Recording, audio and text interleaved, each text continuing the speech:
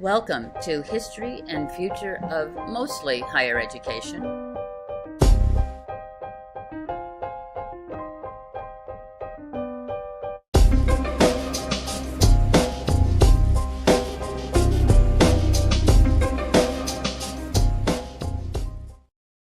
Hi, welcome back. We're here today for the very last segment of the History and Future of Mostly Higher Education. We're in the very beautiful setting today of the Proximity Hotel in Greensboro, North Carolina. And as you know, we've been talking all term about the way that wonderful things, innovative things are happening all around us. And one thing that this course is about is to teach us how not only to unlearn and relearn, but how to be responsive to the innovation and excitement around us so we can be nourished by it, be inspired by it, and be innovators and change makers ourselves. I'm here today with somebody I'm very, very pleased to introduce you to, somebody who has inspired me hugely for the last several years. His name is Dennis Quaintence. He's the CEO of Quaintence Weaver Restaurants and Hotels. On our website, you'll find a full biography for Dennis, but just briefly, he was born in Montana. He's been in North Carolina for several years, owns a number of restaurants and hotels in Greensboro, but the one we're seated in today is really spectacular and special. Not only is it beautiful, it's sustainable, and even more than that, and astonishingly, it's the nation's first platinum LEED hotel. LEED is L-E-E-D. It's a designation given by the U.S. Green Buildings Council, and it means leadership in energy and environmental design. We're going to talk today to Dennis about how this beautiful, beautiful hotel came to have a LEED designation, how that happened, why it happened, and all of the other things that motivated Dennis to create this hotel that we're all getting to see today. So, Dennis, welcome to the class. It's so wonderful that you're here for our final class. I'm honored. Thank you. Let's start at the beginning. How in the world did you decide to build a sustainable hotel? Well, 15 years ago, my bride showed up pregnant with these boy-girl twins. And when they were born, we got to thinking that this idea of legacy that we used to think was just an ego trip was just a sort of a fact of life now, that there was going to be a legacy with these children in our lives. And we also think that future generations are more than likely, we almost promise that future generations will say that they are not real tickled with us, these generations. They'll say that, you know, we're as prosperous as you were. We use a fraction of the resources you used, and we're using technology you invented.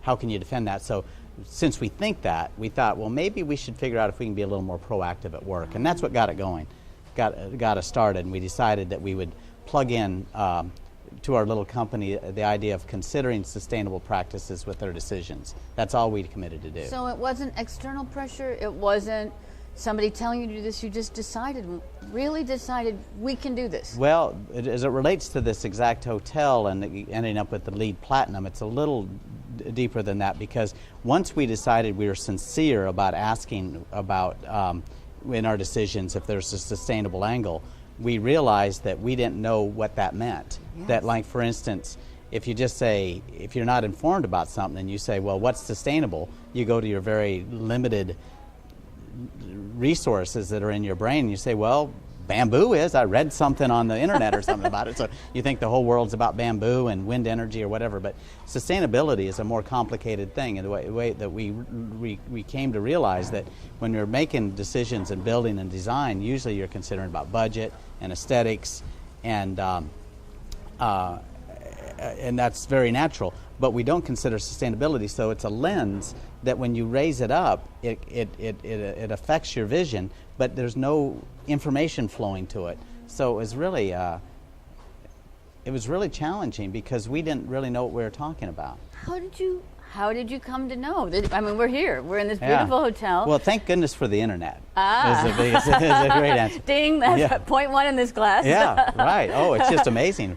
Because we realized that we didn't want to make mistakes. Who wants to go out there and have in business, one of the reasons I don't think we were as proactive prior to this is that we didn't want to we didn't want to go broke. It's not sustainable to go broke. Yeah, it is not sustainable to go brook. That's a message. It really is good. So we didn't want to put the basic ideas of capitalism in second place, but we didn't really consider that we could sincerely consider sustainable practices, including is it sustainable financially. We thought it was sort of almost like a religious conviction sort of thing, but it really doesn't need to be. In fact, we're not well served when it is. So once we decided that we were sincere about all this, then we just said, well, what does sustainability mean for a hotel? And we really boiled it down to some ideas about using less energy to build it, using less energy to operate it, creating healthier indoor environments through indoor air quality and natural lighting, and a few other basic ideas. And we saw that the U.S. Green Building Council's LEED program rewarded exactly what we thought were the good ideas. So that's why we chose to use them as a measuring tool, because because we don't believe the green claims that others make. So we don't think people should believe our green claims. So we wanted a third-party certification. We chose them, and it ended up that we were really pleased, and still are all these years on, with what they consider important. Well, that's interesting, because one of our other themes in this class is that measurement is important, but you have to value what you count, and you have to count what you value. Right. And it sounds like this really was a perfect way that you had a measurement that gave you constant feedback about whether you were really doing sustainable practices. Oh yeah, and it's very interesting. Like I mentioned, the rule number one, I think, when you get into something new and load a lens like this, is learn the vocabulary. And the USGBC, the U.S. Green Building Councils, does a great job about informing about vocabulary, but even like ideas like urban heat island effect. You first hear these ideas. What's urban heat island? It just sounds like some goofy idea. Yeah. But when you pave all these parking lots and roads, and they're black, and the sun hits them, it causes it to be warmer than if they were green and trees and the convection that's caused. So there's credits relating to reducing urban heat island effect. I didn't know what urban heat island effect is. I didn't realize some of the implications with light pollution that I'd never heard of the expressions, this particular expressions that were in there. So learning the vocabulary and getting past the cynicism, like this is some silly stuff, and realizing you can make a difference and these are things that really do contribute to problems, made it really a fun journey. But there's more to it than that. Yeah. Dennis, you said two words that we've been talking about a lot in this class. One is cynicism, and one was about having to learn something new. Because we've talked a lot about how if you're too cynical and think something will fail, you fail yourself. You fail yourself before the world can make that decision for you. And the second one is how hard it is to really be introspective about our habits and see what isn't serving us, actually unlearning those habits and learning something new. It sounds like those were two things you really had to grapple with in making a sustainable hotel, and I'd love to hear how you did that. We not only did we grapple with them, but fortunately we predicted the issues with us and with our colleagues. So one of the things we did to address this is we had a kickoff meeting for over 60 people that were involved in the design of the hotel. And what we knew, we needed to get everyone's attention, because you get the same inputs. If you give the same inputs, you're going to get the same outcomes. Right. So we knew we wanted to focus more on process and less on outcome. And in order to get people to change their orientation from outcome to process, we knew we needed to mess with them. So here's what we did. We knew we could get everyone there because we served a steak lunch. So everyone wanted to come. Right. We offered. We said open bar. We really didn't, but we got everyone there. And then when they got in and got seated, we took the lights literally to zero. We even turned off the exit lights. I mean, it was just absolutely zero, and we left it dark for maybe 8 seconds, which is a long time when you don't know what's going on. And of course, everyone, because the lights didn't fade, they just went out. And I just said something like, "It's fine," and everyone was quiet. And then we had Alison Krauss singing "Come Down to the River to Pray," really loud. Wow. And then when the lights didn't come back on, just a spotlight on me, and I just said, "Welcome to the prayer meeting, brothers and sisters." So the idea is if you want different outcomes, you need different inputs. Wow. So I just came right out of it. So we want different outcomes, so we're giving different inputs. Wow. This is a kickoff meeting where we're not talking about the outcome of the hotel, we're talking about the process of designing it, because we're going to be process oriented. If we focus on outcome, as I learned from Bruce Mao, you'll only probably end up where you've already been. If you focus on process, you may not know where you're going, but you might like getting there. Wow. So, and it's, it wasn't like a bunch of folk that were really into that. They were like a plumbing engineer saying, just tell me where you want the toilets, man. I don't need to get into all this stuff. So we knew we needed to sort of pull on it. So we hit these issues right between the eyes. We talked about how none of us would want to make mistakes, so we would be reluctant to offer ideas that we weren't sure of, that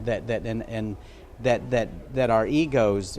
I think one of the best definitions that's workable are designed to love being right and hate being wrong. So if you ask an engineer about a heating and air conditioning system that they haven't really worked with before, they're going to be reluctant to endorse something that they really don't fully understand because they might be wrong.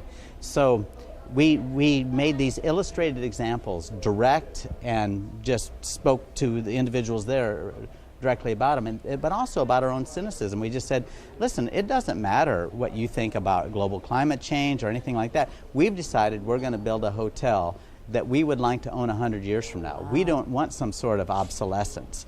So we think that a lot of these ideas about energy efficiency, a lot of these programs about energy efficiencies, indoor air quality, natural lighting, the efficiency of the embedded energy in the materials that you use, how far things come, just all these calculations are going to be bigger things. And I think a lot of them, I told everyone, are sort of synonyms for duh, because they just make sense. We're just not doing them very often. So we attacked this for our team and for ourselves by being a little goofy, by being a little playful with it. Wow. And we kept them in there for 4 hours, giving testimonials. When have you taken a chance? So it's a little bit like a sophomore in high school sort of playful, silly thing. And afterward, one of these big burly fellows that does the sheetrock work and all that came up and he said, that took a hell of a lot of guts, but I'm glad you did it. Wow. He said, you got me thinking. Wow. You got us thinking. That's fantastic. Because they just want to get the order and to do the work and get the check. And that's wonderful. Well, again, this is what we've been talking about for 6 weeks in this class. Learning doesn't stop with school. Learning is lifelong, but it's hard. So by turning out the lights, you really created an environment where you're saying to people, this is risky. Right. We're in the dark. Right. Right. And we're all going to try to get somewhere satisfactory together. I wish the students who were part of this class could be here with us now, because I'm in this room. I've been in a lot of hotel lobbies. I don't think I've ever been in a hotel lobby that feels like this. And I've stayed in your hotel, so I also know this is true in the rooms. It feels like you're at the beach. The air is clean. The air, there's this almost a breeze. I don't know if you can tell us what's making this breeze to the room. It's not over air conditioned the way many indoor environments are. There's a kind of a nice humidity in the air, and it just feels like a different kind of air than you're used to having indoors. How does that happen?